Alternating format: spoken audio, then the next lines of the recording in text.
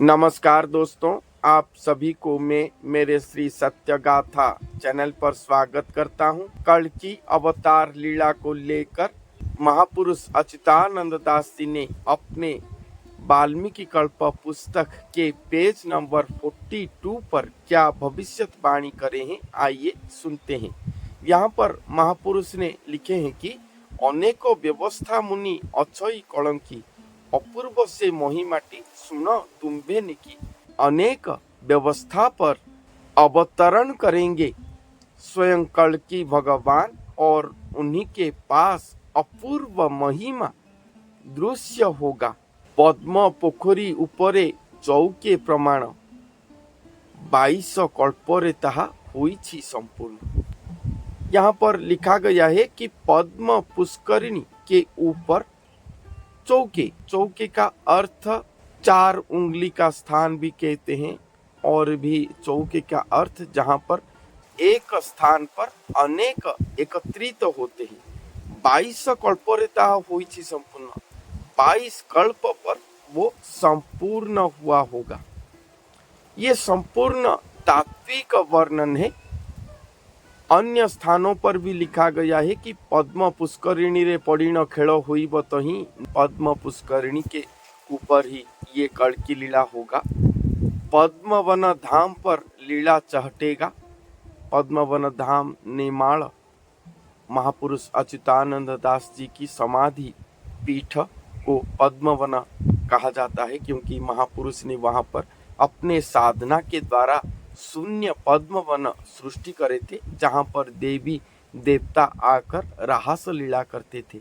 ऐसा वो साधना करे हैं, इसलिए जो कल्कि आएंगे वो क्षेत्र को जयलाभ करेंगे और वो पद्मवन अपने शरीर पर सृष्टि करेंगे, ऐसा भी भविष्यवाणी है। तो पद्म पुष्करिणी अर्थात पद्म पुष्करिणी का मतलब क्या है कि एक पुष्करिणी जहां पर सहस्र सहस्र पद्म विकसित हुआ होगा। तो वो महापुरुष स्वयं भगवान को प्राप्ति करने के लिए अपने शरीर पर ही पद्मवन सृष्टि करे होंगे। उनके हर रोम रोम पर पद्म पुष्प विकसित हुआ होगा।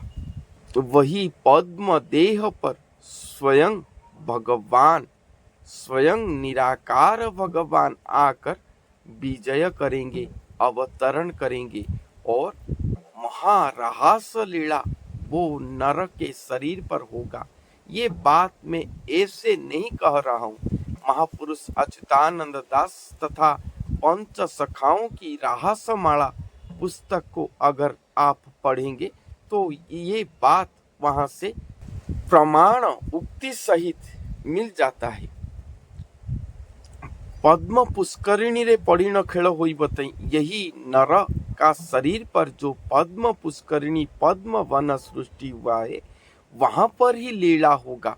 22 कल्परेता होइछि संपूर्ण। 22 कल्प अर्थात 2022 को नहीं कहा गया है। 22 कल्प बिंबरू लंबिछि 22 पावच्छ भावरे गढ़ा देउल। देउल दुआरे दरजा न थाई नाही किछि अंतराल। जैसे आप पूरी जगन्नाथ श्री मंदिर को देखेंगे तो रत्न सिंहासन पर स्वयं भगवान श्री जगन्नाथ महाप्रभु बैठे हुए हैं, और उनके पास जाने के लिए श्री वरदांड रास्ते से जब आप मंदिर के अंदर जाएंगे तो 22 पावच्छ चढ़कर जाएंगे, और वहीं पर वो 22 पावच्छ चढ़ने के बाद ही आप श्री भगवान के दर्शन पाओगे। पहले जो श्री मंदिर था वहां पर 22 पावच्छ आप चढ़ गए तो उसके बाद भगवान के सीधे दर्शन मिल जाता था। मगर जब शंकराचार्य ने पूरी आए थे तब भक्तों के लिए प्रसाद की अभाव को देखकर वो एक भोग मंडप बना दिए। वो भोग मंडप हो जाने के द्वारा 22 पावच्छ को चढ़ने के बाद श्री जगन्नाथ महाप्रभु की दर्शन नहीं हो पाता है। उसके अंदर फिर से मंदिर के अंदर जाना पड़ता है, तो ये तत्व था। और हर आदमी, जो वेद शास्त्र पर लिखा गया है कि रथे वामन मूर्ति दर्शनं पुनर्जन्म न लभ्यते, इस देह रथ पर आत्मा रथी है, तो आत्मगति आपका वर्धन होकर जब ये तत्व भाव पर रहने वाले ये 22 पावच को आप चढ़ोगे, चढ़ के ऊपर जाओगे और वही वामन स्वरूप श्री जगन्नाथ महाप्रभु के स्वरूप को आप दर्शन करोगे, तो अंत काल पर जब आप देह त्याग करोगे तो आपके आत्मा जीव मुक्ति प्राप्ति कर लेता है और पुनः जन्म मृत्यु चक्र के अंदर नहीं आता। यही 22 पावच का रहस्य है, श्री मंदिर का ये महातत्व है। हर भक्त आत्मा को ये शून्य पहाड़ चढ़ना होगा। तो जो गुरु आए होंगे, जिनके शरीर पर ये लीला हो रहा होगा, तत्व पर ही वो 22 पावच करे होंगे, तैयार किया गया होगा उनके शरीर पर। वो मनुष्य को, उनके शरीर को श्री मंदिर की तरह वर्णन किया गया है। वो मनुष्य ही खुद श्री मंदिर होंगे। उनके शरीर के अंदर ही 22 पावच सभी देवी देवताओं के स्थान सहित क्रुद रत्न सिंहासन पर स्वयं श्री जगन्नाथ महाप्रभु विराजमान करे होंगे। वो महापुरुष के शरीर पर महातत्व युक्त होकर ये तैयार किया गया होगा, संपूर्ण हुआ होगा। पद्म पुष्करिणी के ऊपर चौके प्रमाण, चौके ये 4 उंगली की स्थान, वहां पर ये संपूर्ण हुआ होगा। 22 कल्प पर ये संपूर्ण हुआ होगा। स्वरूप वचन से जे ग्रंथाघर लीला, ये स्वरूप वचन की बात है।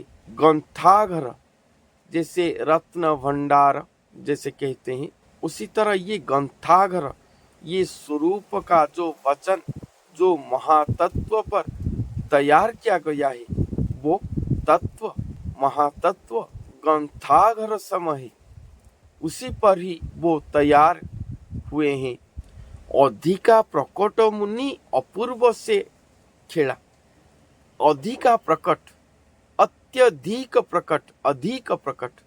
आप जितना सोचोगे कि वो महापुरुष इतने होंगे, इतने साधन करे होंगे, स्वयं भगवान को पाने के लिए वो इतने कष्ट पाए होंगे, इतने साधना जनित कष्ट पाए होंगे, तो वो सभी से अधिक होंगे। इसलिए उन्हें अधिका प्रकट मुनि, वो प्रकट मुनि होंगे। उनके शरीर पर भगवान भी उतने ही अधिक प्रकट होकर रहे होंगे। आप उन्हें माप नहीं पाओगे। वो मुनि जिनके शरीर पर ऐसे ग्रंथाघर युक्त लीला चल रहा होगा, आप उन्हें कभी भी माप नहीं पाओगे। अपने सोच में, मन में, तत्व में, दिव्य दृष्टि में, दिव्य ध्यान में, कहीं पर भी आप उन्हें माप नहीं पाओगे। हमेशा आप और आपकी चिंतन, आपकी विचार छोटा पड़ जाएगा। जैसे जसोदा मैया ने जब श्री कृष्ण भगवान को बांधने के लिए रस्सी लाए थे, वो जितना बड़ा रस्सी लाए वो अपने आप ही छोटा हो जाता है, उन्हें वो बांध नहीं सके पहले। उसी तरह वो मुनि को आप जितने कल्पना करोगे कि वो इतने के होंगे, वो उसी से भी अधिक हुए होंगे। अधिक प्रकट, अधिक होकर प्रकट हुए होंगे, ऐसे मुनि होंगे। वो अपूर्व लीला खेला उनके शरीर पर चल रहा होगा, उनके शरीर पर चल रहा होगा।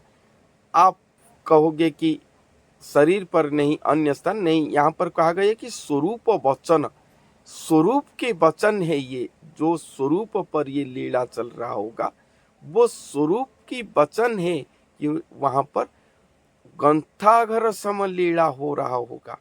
अधिका, और वो मुनि अधिक प्रकट मुनि होंगे। वो जय जय ध्वनि शुभुथिब दिनु दिन, एमंत महिमा मुनि कलंकी साधन। जय जय ध्वनि सुनाई देता होगा जितने दिन तक ये चल रहा होगा। हर दिन नव्य नूतन अधिक नवीन अलौकिकमय अपूर्व लीला दिखाई देता होगा। इसलिए हर दिन वहां पर जय जय ध्वनि सुनाई देता होगा। इस तरह कलंक की साधना चल रहा होगा एक मुनि के शरीर पर, और साधना की पथ पर ही कल की अवतार के महाअवतरण होगा इस धरती पर। तो इसके बाद और क्या कहा गया है मैं नेक्स्ट एपिसोड पर कहूँगा। तो आज के लिए इतना ही, धन्यवाद।